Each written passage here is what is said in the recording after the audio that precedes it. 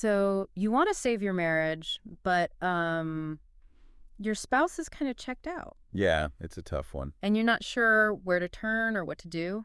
It can feel impossible sometimes. Yeah. Well, we're going to try and help you out with that today We are. by diving deep with relationship coach Liam Naden. He's got a lot of great advice. He's the host of the Growing in Love for Life podcast. Yes, and he's got a course on transforming marriages, too.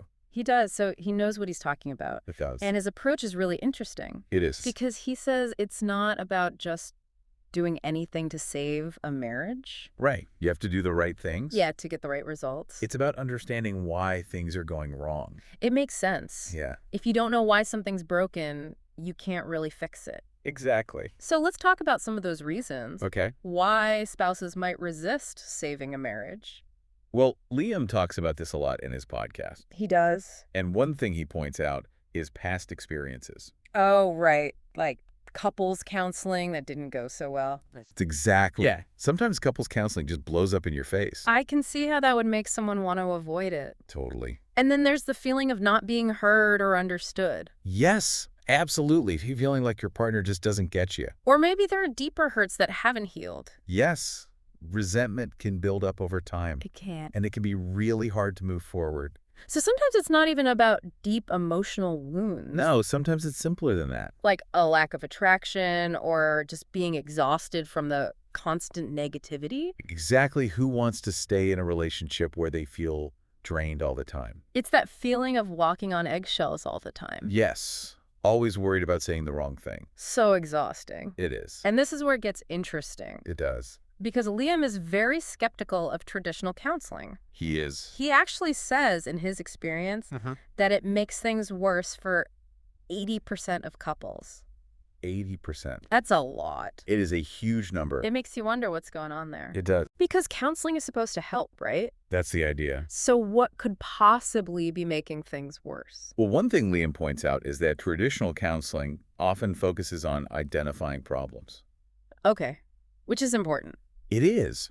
But sometimes it can feel like you're just rehashing the negative stuff over and over. It's like picking at a scab. Exactly. You just make the wound worse. So instead of feeling understood and supported, you end up feeling even more judged and attacked. Yeah, and one person often ends up feeling blamed. While the other feels like they have to defend themselves. Right. It creates a really adversarial dynamic. It does. Which can be really damaging. So suggesting counseling again is probably not the bold idea. No, probably not. So what does Liam recommend instead? Well, he has a whole list of things you should avoid doing. Okay, like what? Well, for starters, begging, pleading, or trying to logic your spouse into staying. It's so tempting to do that, though. It is. When emotions are running high, it seems like the logical thing to do. It does. But Liam says it often backfires. Why is that? Well, because when someone is feeling emotionally overwhelmed, logic often goes out the window. It does, doesn't it? And it can also come across as dismissive of their feelings. So instead of persuading them to stay, you actually push them further away. Exactly. Liam also warns against guilt trips. Oh, yes, the guilt trips. Like bringing up the good old days. Or playing the victim. Or saying, I can't live without you. Right, all those desperate pleas. They can backfire so easily. They can. Why do you think they're so ineffective? Well, because they can make your partner feel trapped and suffocated. Oh, right. Which is exactly what they're trying to escape. It's like saying, your happiness doesn't matter, only mine does. Exactly. So begging, pleading, guilt tripping, all off the table. They are. What else should we avoid? Threats. Okay, that seems obvious. It does. But it's important to emphasize. Okay. Because any kind of threat will damage trust and create a hostile environment. Yeah, like financial threats or threats about the kids. Right. Or even threats about their social reputation. Exactly. I can't imagine anyone responding well to that. No, it just shuts down communication. And it escalates the conflict. Exactly. And it's crucial to understand that this includes threats of self-harm. Absolutely. That's a serious issue. It is. And using it as leverage can make your spouse feel manipulated. Yeah, and even more desperate to leave. Okay, so what else should we avoid? Becoming cold and distant as punishment. That's understandable, though, isn't it? It is. When you're hurting. Yeah, it's a natural response. But I can see how it would be counterproductive. It is, because it just reinforces the feeling of disconnect. It's like saying, I'm going to withhold my love until you do what I want. Exactly. Wow. Okay, so we've talked about a lot of things not to do, We have. which can be a little discouraging. It can. But I'm also curious about what Liam does recommend. Well, this is where his approach gets really interesting. Okay. He suggests a powerful shift in focus. Okay. I'm listening. Instead of trying to fix your spouse or fix the relationship, Yeah. you focus on yourself. Working on myself. Yeah. When my marriage is on the verge of collapse. Yes. That seems counterintuitive. It does, doesn't it? Isn't the point to work on the relationship? That's what most people think. Yeah. But Liam says that focusing on yourself is actually the most empowering thing you can do. Interesting. So how does that work? Well, it's not about being selfish. Okay. It's about rediscovering your own happiness Uh-huh. and becoming the best version of yourself. Okay. So how do I do that? Well, Liam outlines 7 concrete steps to shift the dynamic. 7 steps. Okay. And he starts with commitment. Okay. And he's not just talking about wanting to save the marriage. He's talking about deciding that you will save it. So it's about making a firm decision. Exactly. And taking ownership of the situation. Yes. I like that. What's the next step? This is where the working on yourself part comes in. Okay.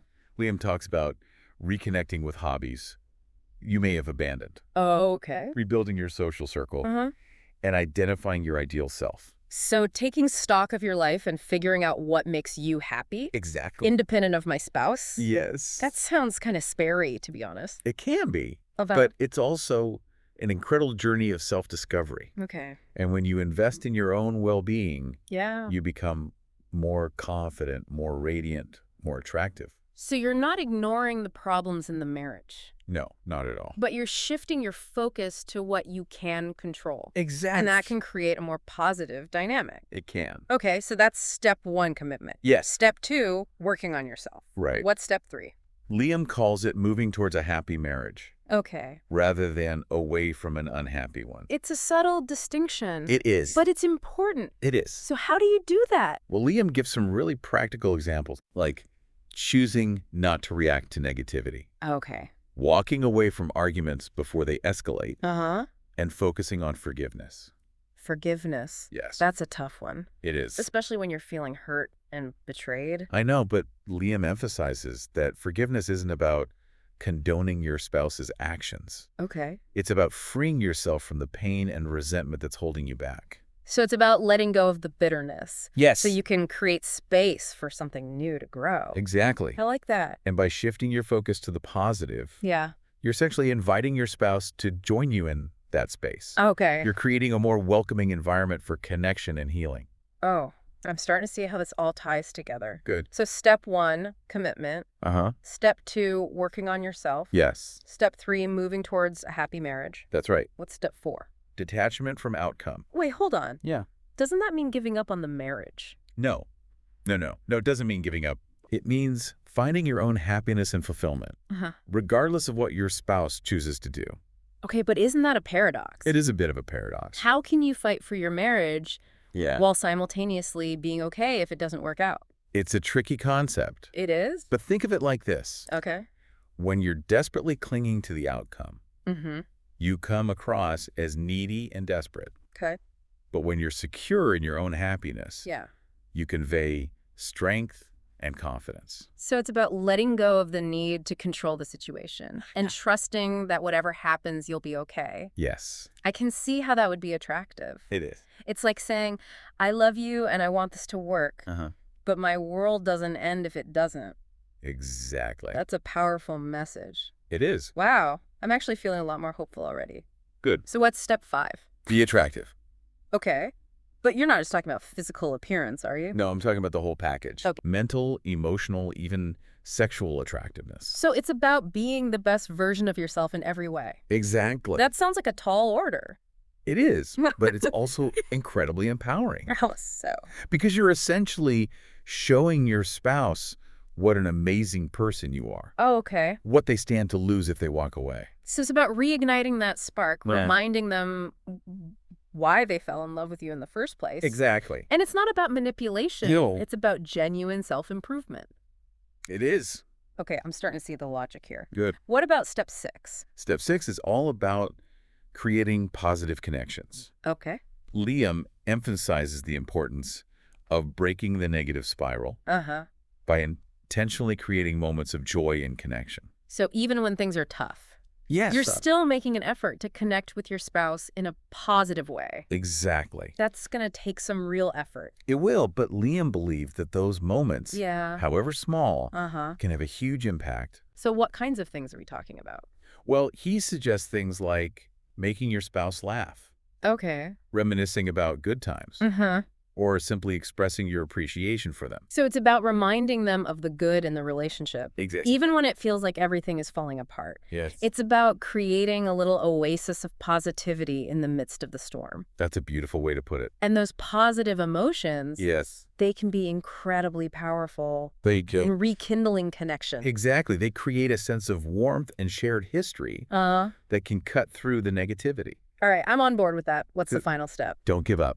Don't give up. Yeah. Liam emphasizes that consistent, positive effort is key to shifting the dynamic in your marriage. So it's about staying the course. Yes. Even when it feels like you're not making any progress. Exactly.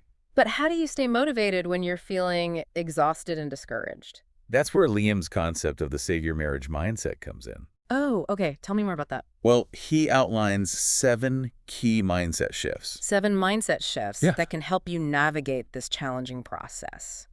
Okay, I'm definitely intrigued by this. Yeah, it's really fascinating stuff. So let's talk about those mindset shifts. Hold on a second. I think we've covered a lot of ground in this first part of our deep dive. Yeah, we have. It's a lot to process. It is. So let's pause here and give you some time to digest everything we've discussed so far. That's a great idea. Take some notes, grab a cup of tea, and we'll be back soon to explore those mindset shifts and wrap up our deep dive into Liam Naden's insights on saving your marriage. Okay, welcome back. Back again. My head is buzzing with all of Liam Naden's strategies. It's a lot to take in, It is. but it's a real shift in thinking. It is, and I think what makes it so powerful is that it puts the focus back on you, giving you a sense of agency even in a situation that can feel completely out of control. Exactly. Absolutely. So before we jump into Liam's Save Your Marriage mindset, let's do a quick recap of what we've covered so far. Okay. We talked about the reasons why spouses might be hesitant to work on the marriage. Yeah, like past hurts, Right. feeling unheard, or just being exhausted from the constant negativity. Yeah, and we talked about how some of the things we instinctively do when we're desperate to save the marriage, Right. like begging or guilt tripping, Yeah. can actually backfire Big and push our partner further away. Absolutely. And then there's Liam's surprising take on traditional counseling, which he says can actually make things worse for a lot of couples. Makes you wonder if there's a better way. It does. Yeah. And then we talked about Liam's 7 steps, Right. encouraging us to focus on ourselves. Yeah. In a healthy way. Not in a selfish way, No. but as a way to become stronger and happier individuals. Right. So it's about committing to saving the marriage, Yeah. working on our own personal growth, Right. and shifting our focus from negativity to creating positive experiences. Exactly. And don't forget detachment from outcome, Oh, yeah, that's a big one. which basically means finding your own happiness, regardless of what happens with the marriage. It is a bit of a mind bender, It is. but it's so powerful. It is. It's about letting go of that desperate need to control the situation. Yeah. You can't control other people, You can. but you can't control yourself. And that can actually make you more attractive to your partner. It can, because it shows that you're not clinging to the relationship out of fear or insecurity. Right. You're choosing it from a place of strength and self-love. It's a subtle shift, It is. but it can make a huge difference in the dynamic. Absolutely. So are you ready to dive into Liam's Save Your Marriage mindset? I am. Let's do it. Okay, what's the first mindset shift? So the first one is, I'm going to save our marriage. Okay. I love my spouse, and I'll do whatever it takes for us to stay together. Wow, that's a bold statement. It is. It's like you're drawing a line in the sand and saying, I'm not giving up. Exactly. It's a commitment. It is. To yourself and to your marriage. What's the second mindset shift? The second one is, I'm a great person, worthy of love, and of having a happy and fulfilling life. This is so important, It is. especially when you're feeling rejected and unloved. Right. It's easy to lose sight of your own value. It is. when you're in the midst of marital turmoil. Yeah, like somehow your spouse's unhappiness is a reflection of your worth as a person. It's a trap that's easy to fall into, It is. but your worthiness is inherent. It is. It doesn't depend on your spouse's actions or the state of your marriage. We are worthy of love and happiness simply because we exist. Exactly. It's about reclaiming that inner knowing Yes. and letting it shine through, regardless of external circumstances. And that inner strength and confidence can be incredibly attractive to your partner. It can. It's like a beacon of light in the darkness. I'm definitely taking notes on this one. Good. What's the third mindset shift? This one flows naturally from the previous one. I create my own happiness. Yeah. So this is about taking responsibility for your own well-being. It is. It's about recognizing that your happiness is not your spouse's responsibility. Exactly. It's about finding joy and fulfillment within yourself, Yeah. regardless of what's happening in your marriage.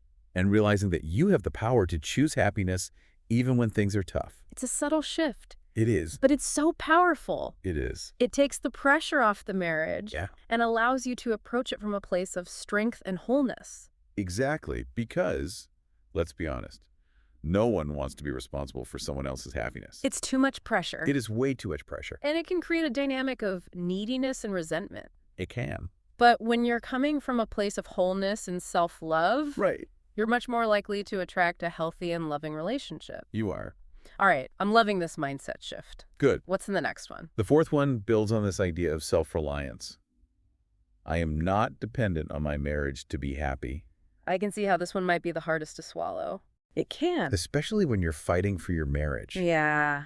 It almost feels like you're giving up. I know it can feel that way, but it's actually the opposite of giving up. Okay. It's about recognizing that your happiness is not contingent on your spouse's presence or actions. Okay. It's about finding joy and meaning in other areas of your life. So your work, your hobbies, your friendships, Yes. your personal growth. Exactly. So it's about diversifying your sources of happiness. Yeah, not putting all your eggs in one basket, So to speak. so to speak. It's about creating a life you love regardless of the outcome of the marriage. And that inner sense of wholeness makes you more attractive, not less. Because it shows your spouse that you're not clinging to the relationship out of desperation. Right. You're choosing it from a place of strength and self-love. Exactly. It's like you're saying, I love you and I want to be with you, but I'm also okay on my own. That's a powerful message. It is. It takes the pressure off Yeah. and creates a space for genuine connection. Absolutely. And that brings us to the fifth mindset shift, Okay. which is I am attractive physically, mentally, emotionally, and sexually. This one might feel a little uncomfortable for some people, It might. especially if they're struggling with self-esteem. Yeah, it's easy to get caught up in comparing ourselves to others It is. and feeling like we're not enough. So how do we combat that? Well, Liam emphasizes that true attractiveness comes from within. Okay. It's about embracing your own unique beauty and recognizing your own worth. It's about seeing yourself through the eyes of someone who loves and admires you. Yes, And projecting that confidence outward. exactly. And it's not just about physical appearance. Okay. It's about cultivating a magnetic energy that draws people to you. Okay. It's about being comfortable in your own skin and radiating that confidence to the world. It's about being the best version of yourself in every way. Yeah. And believing that you're worthy of love and admiration. Exactly, because when you believe it, other people are more likely to believe it too. Okay, what's the next mindset shift? The sixth one is I focus on the positive aspects of our marriage. This one might feel especially difficult It can. when you're feeling overwhelmed by negativity. Right. It's easy to get stuck in that negative spiral, It is. focusing on all the things that are wrong. Yeah, all the ways your spouse is falling short. Exactly. But Liam encourages us to consciously shift our focus to the positive. So to remember the reasons we fell in love in the first place, Yes. to appreciate the good times no matter how small. It's not about ignoring the problems, Okay.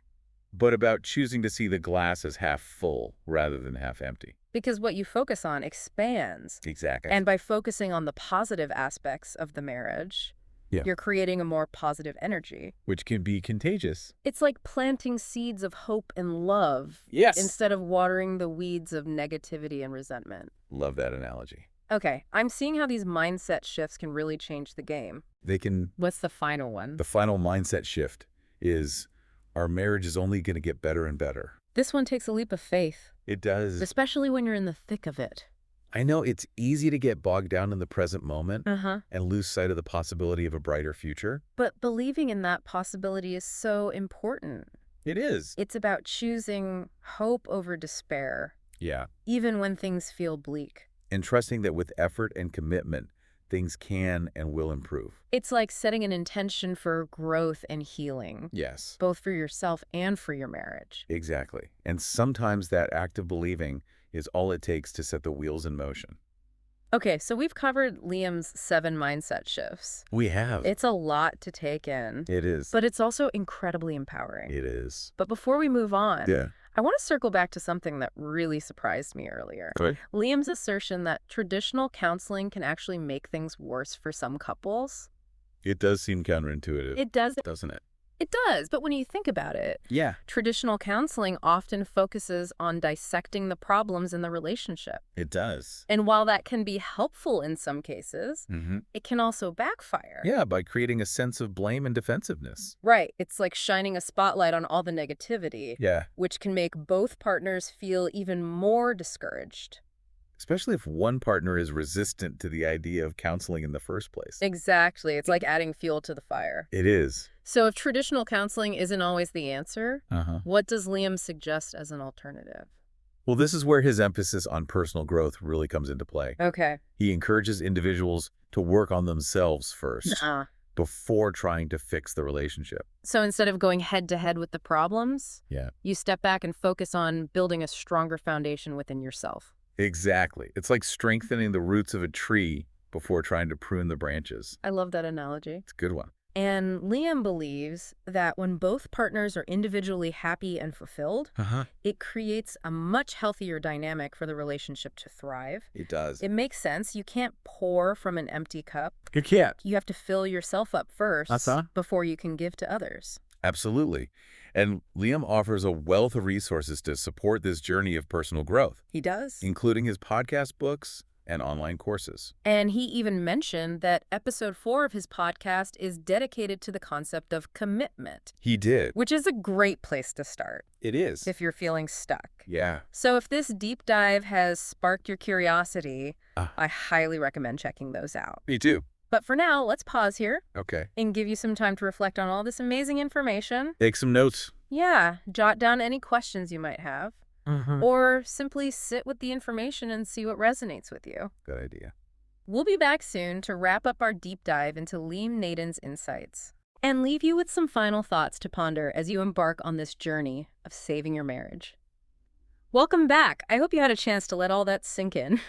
It's a lot to process. It is, but it's good stuff, right? It's hopeful. It's empowering. Exactly.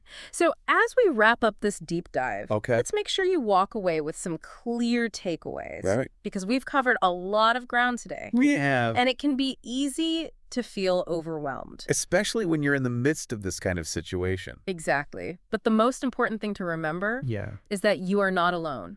You're not. So many couples go through this. They do, and there is hope. Liam's work is proof of that. It's easy to feel isolated Mm-hmm. and hopeless when you're in the thick of it. Right. But remembering that others have walked this path Yeah. and come out stronger on the other side, Stronger and wiser. it can be incredibly reassuring. It can. And another key takeaway Okay. is that you have more power than you think. You can't control your spouse's actions or force them to change, but you can control your own thoughts, actions, and responses. You can. And that's where those 7 steps come in. That's where they commit. They're like a roadmap, A toolkit, A toolkit, exactly. navigating this whole messy process. So let's just quickly recap those steps. Okay. Number 1, commit to saving the marriage. Uh-huh. Number 2, focus on your own happiness. Yeah. Become more attractive, not just physically, Right. but mentally, emotionally, Even sexually. even sexually.